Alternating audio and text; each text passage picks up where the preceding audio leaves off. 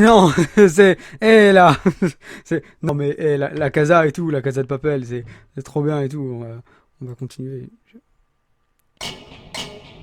Hey, salut à tous, c'est Chasseur et bienvenue dans cette toute nouvelle vidéo. Vidéo un petit peu particulière, pourquoi? Parce que ça y est, il est là, il est tout propre. Disney Plus est arrivé en France. Je dis bien en France parce qu'en Belgique, ben voilà, on l'a pas encore, mais il va arriver cet été.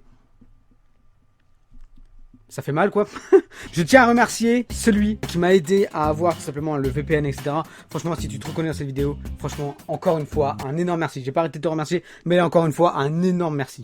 En tout cas, bienvenue dans le Disney Plus. La petite nouveauté de chez Disney qui possède les 5 rubriques Disney, Pixar, Marvel, Star Wars, National Geographic.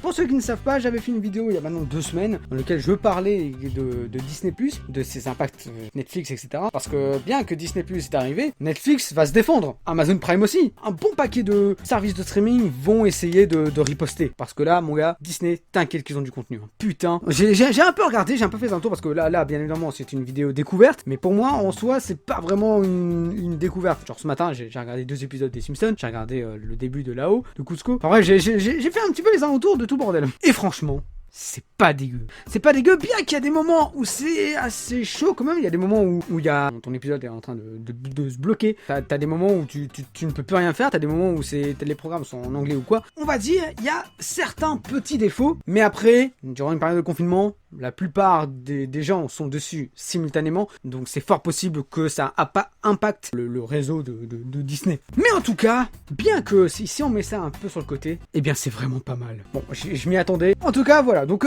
nous allons faire un petit peu les alentours. Nous allons être un peu les explorateurs de Disney+. Et ainsi vous livrer quelques petites pépites que j'ai découvertes face à ma première découverte de ce matin. En tout cas, directement, ouvrons le bal avec quelque chose que je voudrais absolument en parler. Il s'agit d'une rubrique de Disney que je trouve juste trop bien. Pour les cinéphiles, pour les fans de Disney, etc., je trouve un truc magnifique. Vous allez dans Recherche, il y a ce qu'on appelle Au fil des décennies. Et je trouve ça génial. Trop bien, mon gars. Vous avez les films en fonction des années. Par exemple, là, il y a tout ça qui est sorti entre 1920 et 1930. Donc là, c'est vraiment les œuvres de Walter Disney, Les Trois Petits Cochons, Le Grand Méchant Loup, etc. Et je savais pas, mais tout ce que vous avez là, c'est vraiment des courts-métrages, en fait. 7 à 8 minutes. Et franchement, j'ai regardé le tout premier. Là, le Steamboat Willie, le fameux Mickey sur son bateau qui est en train de siffler. C'est devenu carrément un phénomène, ce Mickey avec son bateau. Donc franchement, cette petite catégorie-là, franchement, c'est cool. Et puis t'en as encore plein d'autres. T'as 1940, t'as Fantasia, t'as Pinocchio, t'as Bonne Nuit Donald, etc. Enfin bref, t'as plein de choses. La Légende de Cendrillon, Alice au Pays des Merveilles, Robin des Bois et ses joyeux compagnons. Tous ces films-là, ces petits courts-métrages, etc., sont sortis avant les années 60. C'est exceptionnel, c'est génial. Voilà, t'as Maman j'ai raté l'avion, etc. Enfin bref, t'as beaucoup trop de films. Et là, elle ressemble beaucoup trop à Jasmine dans La Petite Sirène. Quoi? Je voudrais aussi vous livrer quelque chose. J'ai vu Tigrou. Ah ça t'inquiète que je l'ai vu. Ah ça je suis... Hey. Et du coup après on arrive aux années 2010 et voilà, ça y est. Là Pardon? Percy Jackson? T'as Percy Jackson? Bah écoutez, on a encore pas mal de choses à voir. Donc après t'as tout ça, mais à côté de Disney lui-même, t'as également les Pixar, etc. Voilà, t'as High School Musical, la collection, les animations Marvel, une collection de Toy Story.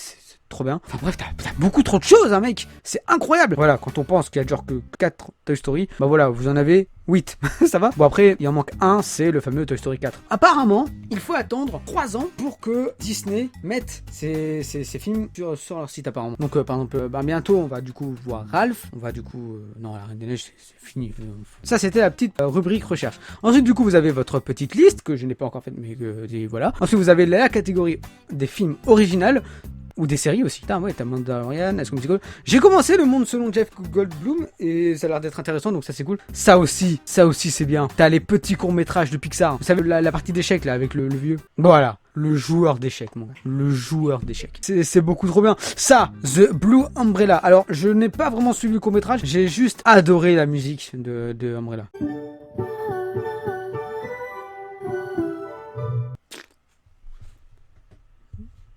Petite improvisation. Le royaume de la baleine bleue.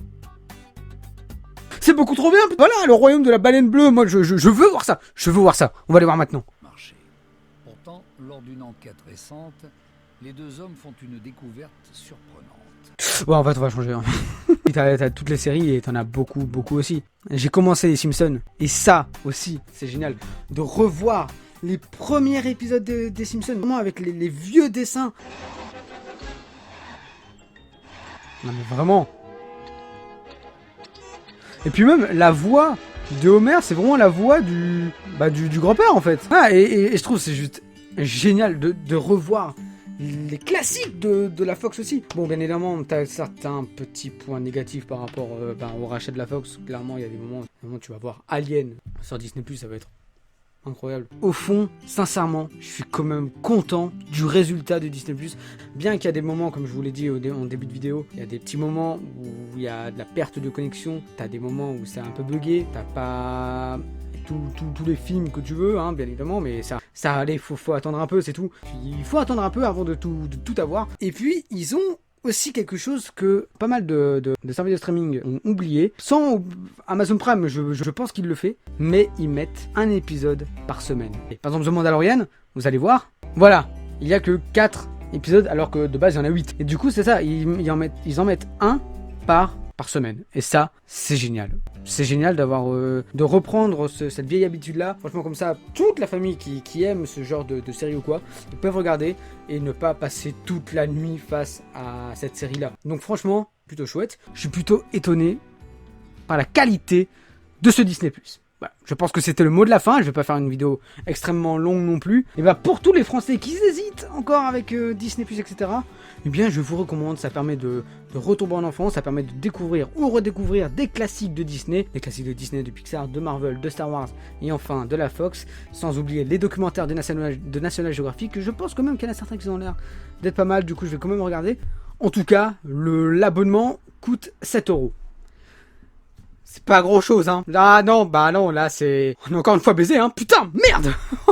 Voilà, en tout cas, j'espère de fond du cœur que cette vidéo, elle t'a plu. En tout cas, si tu as aimé cette vidéo, n'hésite surtout pas à mettre un petit like de soutien, ça me ferait extrêmement plaisir. Là. Oh putain, ça fait mal ça. Et si tu es encore plus surkiffé, tu peux tout simplement t'abonner à la chaîne Trevor Buster, ça me ferait extrêmement plaisir. Voilà, et encore une dernière petite chose, quel est le premier film que vous allez regarder? Pour moi, clairement, un premier film, c'est plutôt compliqué, hein. En tout cas, merci à tous d'avoir regardé cette vidéo, je vous dis à la prochaine pour une nouvelle chasse. Allez, salut à tous chasseurs. Wouhou!